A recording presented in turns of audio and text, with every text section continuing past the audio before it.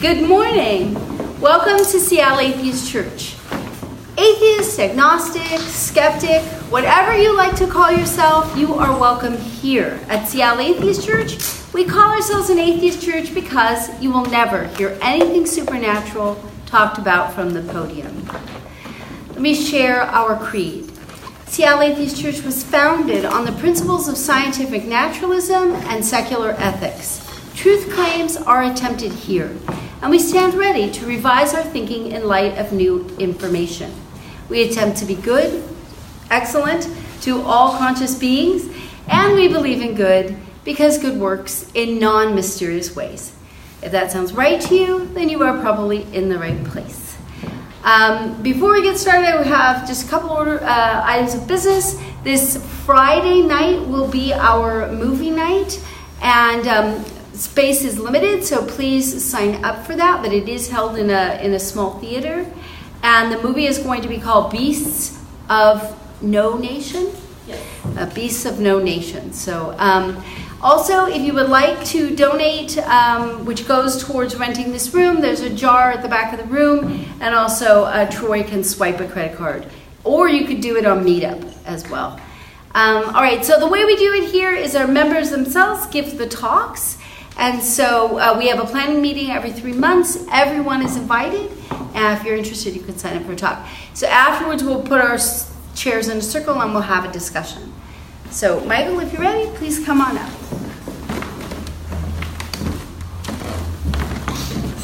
Well, today's talk is on empathy. Where does the term come from? Well, in the 1880s, it was dreamt up by a couple of German psychiatrists, and the German term was einfühlen, which means to feel into. And the idea was that you can, it's a talent that human beings have to feel what the other person feels, to feel into the other person. And now, they did not think that the reason why they came up with this term is instead of just using compassion, midlife, or something like that, the idea of this term was that it doesn't have to be attached to caring. So a person can, a psychopath, for example, could have a lot of empathy, but he just doesn't have the caring. Then, of course, over time, it changed. It came into English around 1910 or so, when Edward Titchener translated the German papers.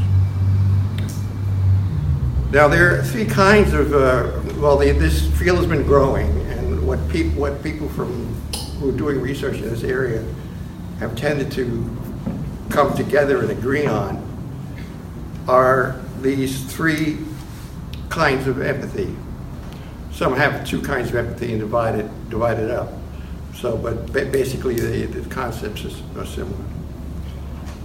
And that's for people on all sides, all ends of the research spectrum. One kind of empathy is emotional empathy, at least in one theory, with breakdown of emotional empathy is the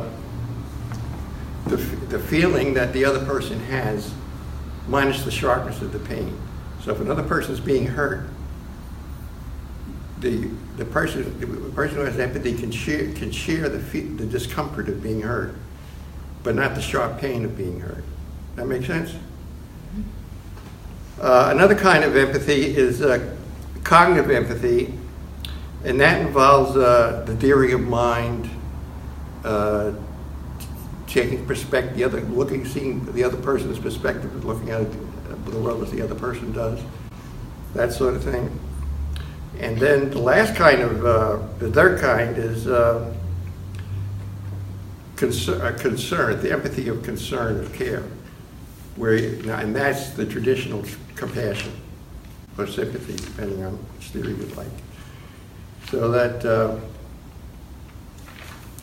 that in that one, you feel sorry for the person and you want to do something to help them. if you can. Now, I brought along some articles. They're in my back. Some magazines that go into the neurology and some of the endocrinology in popular articles, which then quote the researchers who did the people who did the research. So if you want to go deeper into it, that's where it is. And one article is from the Scientific American, last month's Scientific American. Another is from the National Geographic, and the third is a Time magazine compendium called "Cult Killers," and they pretty much covered that field. Of course, I'm not going to get into neurology today. We don't have enough time. We don't have enough interest, at least for some people. Me, for example. I shouldn't find these things boring, but when you're human, you're bored. To be human is to get bored once in a while. Now, about as I say, there are neurological areas of the brain that participate in these different areas, in these different kinds of empathy. So now, of course, the empathy is not in the nerve. What's in the nerve is nerve material. But the nerve does play a role when empathy emerges. So if the nerve is not there, or the nerve is destroyed, the empathy doesn't emerge. So you can't have a contradiction there, or contrary. You can't have a theory of the behavior which says the nerve has to be over there when the MRI says the nerve is over here. Oxytocin is also involved, has a big influence on caring for others. And the basic research was done on voles, which are desert rats. And the oxytocin is directly the care that the animal shows for a mate that's been hurt varies directly with the number of oxytocin receptors. So there's and of course, a woman with postpartum depression, which children who are rejecting their babies show a lack of oxytocin. And one of the treatments is to give them oxytocin. Now, that doesn't mean that oxytocin is in the bottle. I mean, I'm sorry, if you put the oxytocin in the bottle, it doesn't mean that the emotion is in the bottle. You have a bottle of oxytocin, there's no empathy in that bottle. Nevertheless, the oxytocin plays a role, along with the gut bacteria, along with the learning, conditioning, and so on. All that plays a role in making the behavior happen. And the behavior emerges. Like water emerges from oxygen and hydrogen. If you look at the properties of oxygen, you look at the properties of hydrogen, you never come up with separately. You won't come up with the properties of water. But if you put them together, the properties of water emerge. And that's the same thing with these kinds of things, the nervous system, the bacteria. If you leave one of them out, the behavior doesn't emerge. If they were all there, the behavior emerges. Okay, so we don't have a philosophical problem with that. Yeah. Okay, in terms of the type of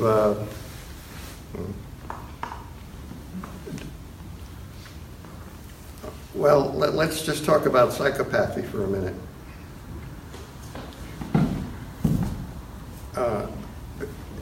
There are different tests for early signs of psychopathy or conduct disorder in children.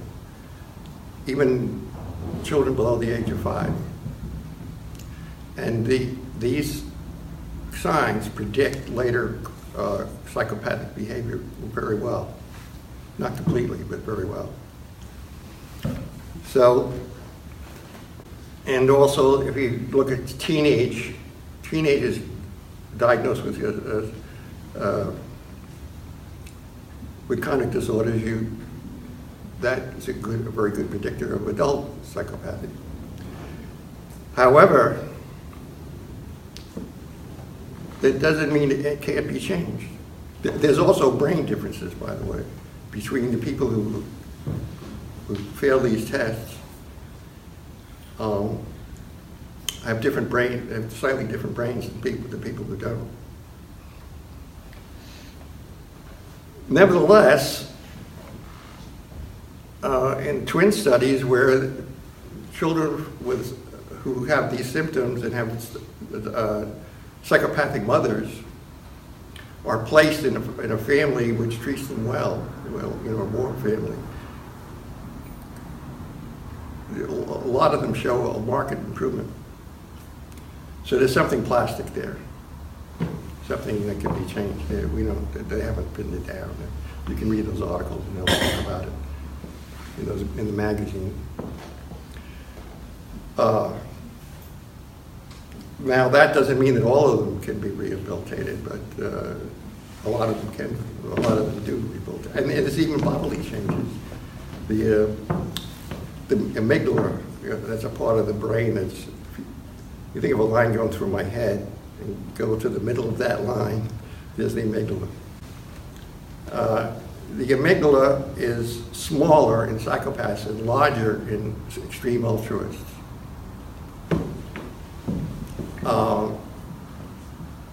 And there are other differences, but now the interesting thing is if the person becomes psychopath, his amygdala gets smaller. If a person who has psychopath changes, the amygdala gets larger.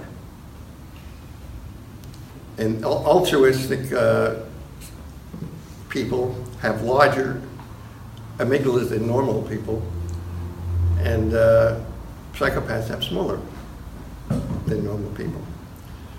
So there's that odd fact, and and then figuring out the causal chains and so on. They haven't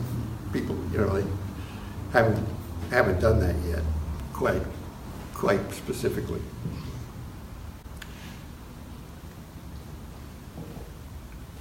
Now, in terms of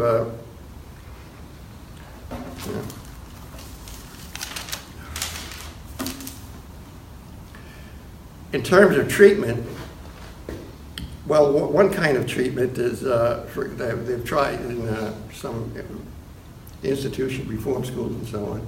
Is something called a token economy, where the inmates earn tokens for positive behavior or fine for negative behavior. Now, by itself, that doesn't work very much, but it works in terms of management. Even the psychopaths, will do the calculations and get their prize. So it helps there, but in terms of changing their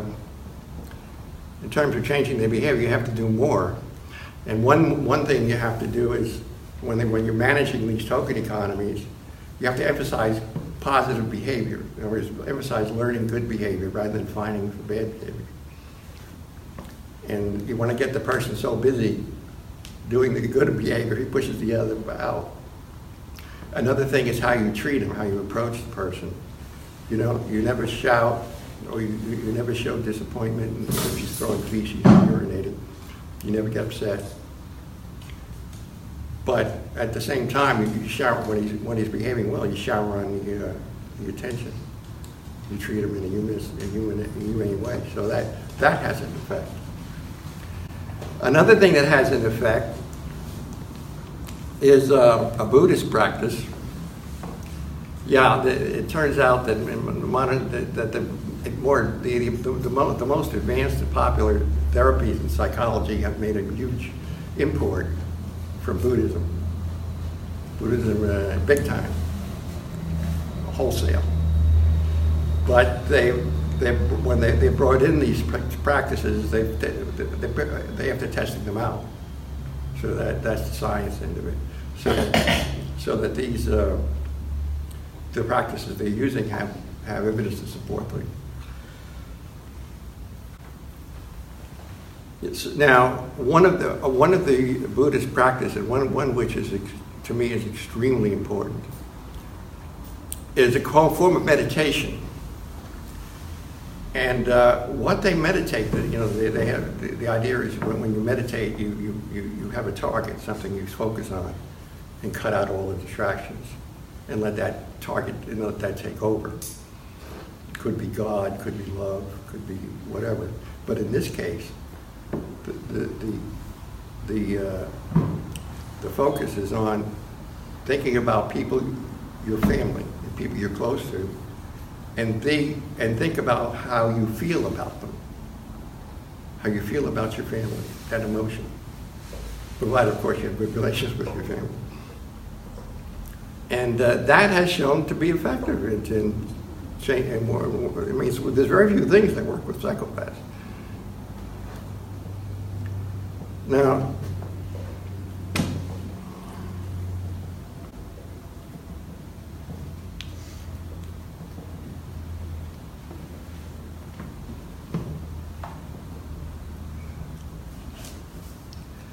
an important thing that affects altruism is attachment. In other words, when the child is born and he's a toddler, he attaches to the people around him, certain people. And when he attaches to those people, when they show discomfort or distress or being injured, the infant will feel upset or injured. It won't feel the sharpness of the pain, but it'll feel the discomfort, and it's quite obvious. There are a lot of animals the same way, mice and dogs and whatnot. And the toddler will try to comfort the person if the person is hurt. A girl will try to console her brother, for example. And there are animals that do the same thing. Rats, monkeys, and so on. Show the same kind of caring and attempt to soothe the person who's been injured. Unless you take out all the oxytocin, and then they don't bother. So,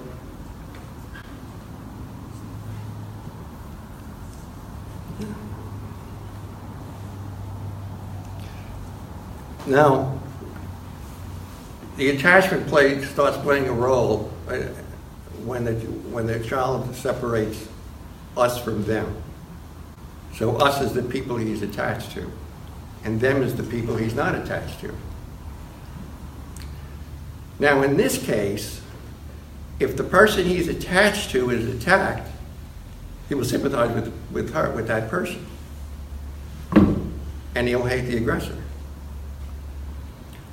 And if his person he's attached to attacks the aggressor, he'll feel good about that as well. So there's a change, a flip, from just reacting to everybody the same to making this distinction. And we can see this at a football game too, big time. And once more, they've shown that when the person is in one mode where he's feeling for the person he's attached to, certain parts of the brain light up. When he's in the other mode, for the other person, the other parts of the brain show up. So that, and also when he's working, when he's behaving with the rest of in a group on a team, one part of when he's focused on his team, one part of the brain lights up. When he's focused on the opposing team, another part of the brain lights up. So it seems like we're at least a bimodal animal. We're two animals in one. You have the animal that behaves one way towards the people he's attached to, and another way towards people who are other. And it's easy to picture how this evolves.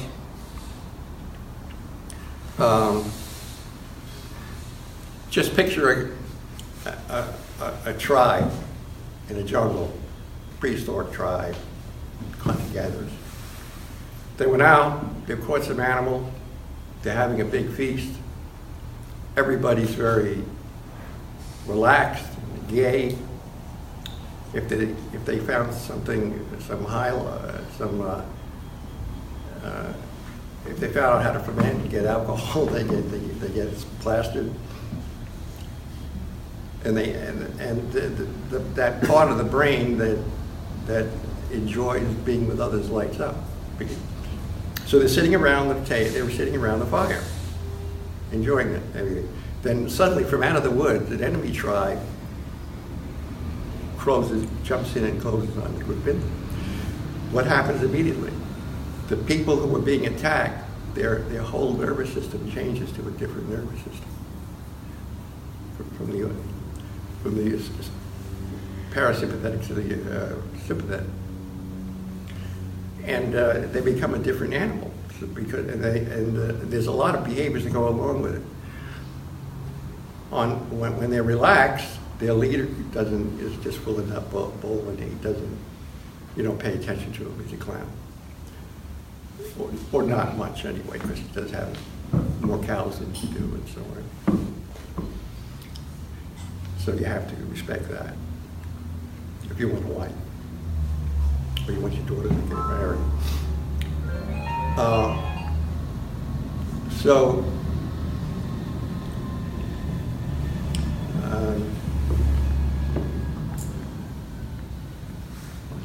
See where we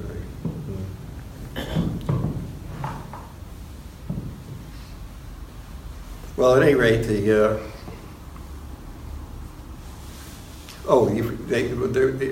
specific behavior is turning your eyes towards the leader and accepting whatever that leader says. After you've been attacked, you flip. And it's an automatic behavior. You just happen. That guy becomes the puppeteer. You can do whatever he says immediately. And you can see how this evolved. And it's very similar to the way chimpanzees operate too. When there's a shortage of resources, and one group of chimpanzees moves into the territory of another group of chimpanzees, they face each other. And they'll throw feces at each other because they can't talk, so they just stick to the physical act. We humans have evolved further, so we can use words instead. It's less missing. They'll stand up and they'll try to scare each other. Each tribe will try to scare the other tribe away. Now they'll hesitate to attack the other tribe because somebody might get hurt. They don't want to get hurt. They just want the other tribe to leave them alone. But if the other tribe doesn't leave, the chimps will look around and see if their side is bigger than the other side. And if it looks bigger, they'll attack the other side and kill the men, kill the males, and steal and enslave or chimpanzee style. They'll rape her and enslave the females and the children. And where we heard that before. So I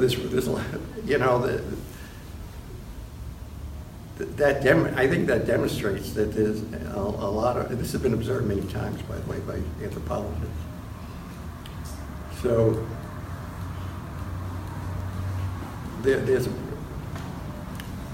pretty solid evidence about how the evolution has progressed. And where we're at now. Now, there's been complaints about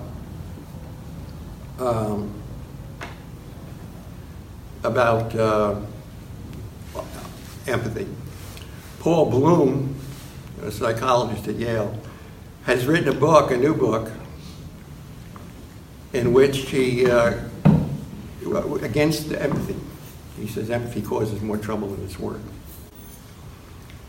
And so in his reasoning is that, well, for one thing, if you have strong empathy towards your relatives or your countrymen, and this empathy is increased, you will also, your reaction to the enemy increases. They increase together. So that this becomes a source of prejudice. Another complaint is that if you have too much empathy, you start becoming overgenerous, and people will take advantage. Or if you're really saturated with empathy, you try to give away all your money to strangers. So that's bad, he says. And he goes on like that.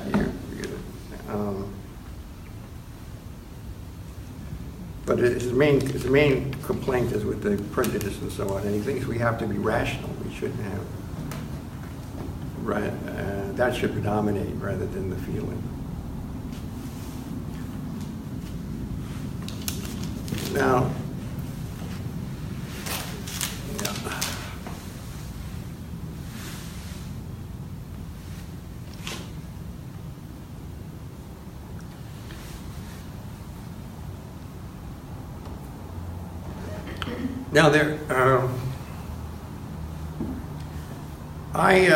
I question Paul's conclusion. Now, what's been shown is, remember that Buddhist exercise where you focus on your family and you spread the affection you feel to others? Well, that would indicate that is one way that does work. Teaching empathy, teaching perspective skills,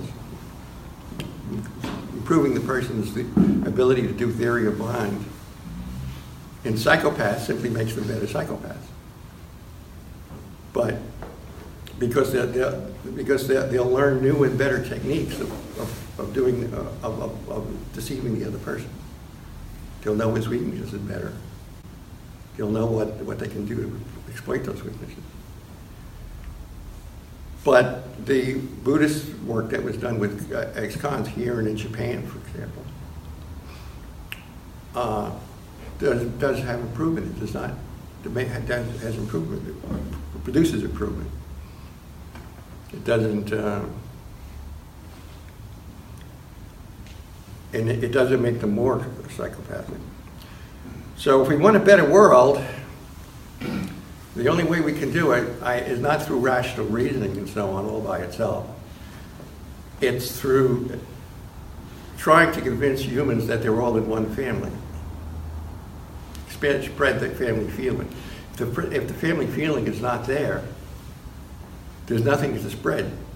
And your arguments aren't going to mean anything, and your logic is not going to mean anything. You can have a PhD in logic from Harvard, it won't help. It might not help anyway, but that's another story. So, now what will happen? Now, who will the enemy be? I mean, if everybody's on the same page in terms of their neighbors, well, the enemy are different things that are about to wipe out the human race. For example, we have these asteroids and comets that come close to the Earth, and we've just been out of sheer luck, because space is so big. None of them have crashed into the planet in a long time. But sooner or later, one of these rocks is going to crash into the Earth, a big one. And that's going to wipe us out, because they changed the chemical composition of the atmosphere. I mean, the atmosphere doesn't care. and the comet doesn't care, and the Earth doesn't care. But that's the end of us and we figure if we could keep the same cycle going, weather cycle, climate cycle, we should last at least 2 million years, because the Earth is the cycle is so stable until we disrupt it. So there's the comets, there's the asteroids to worry about. We have to get together and do something about that. There's global warming. It could be even worse than flooding and destroying half the continent. Or kill millions of people. It could be worse than that. One day, when these chemicals change and become unbalanced enough, you have chemical change, and suddenly you have to become a cockroach if you want to survive the next day. Because only cockroaches could put up with the change, or viruses, or other kinds of animals. And of course, there's nuclear war, and who knows what that could do. Well, there are some theories, mostly of the Rand Corporation, who think we can survive a nuclear war. But that might be wishful thinking. So another problem is disease, epidemics. In these poor countries, these are laboratories for viruses. That's where they get their PhD in killing people. So eventually, we're going to have something we can't deal with within 24 hours. Maybe we'll be able to deal with it in a year or 2 years, but we would have something we can't deal with in a week or two. And that could wipe out a lot of people. So there are all these problems. So I think we have a choice between two worlds. One world would be a unified planet, like one big Denmark. That would be sufficient for me. I don't need I don't need heaven on earth, but one world, like with the same kind of life as you have in Denmark, and no poverty. You can still, if you want to contribute, most people are comfortable, and some people can still get richer by invention or labor or whatever. So that's still there. I think that's comparing the two things, comparing, Denmark. I'd even learn Danish. It's a terrible language, but it really is. It's an ugly language. But if you, I would put up with it if we could have the way of life, rather than the alternative, rather than Trump.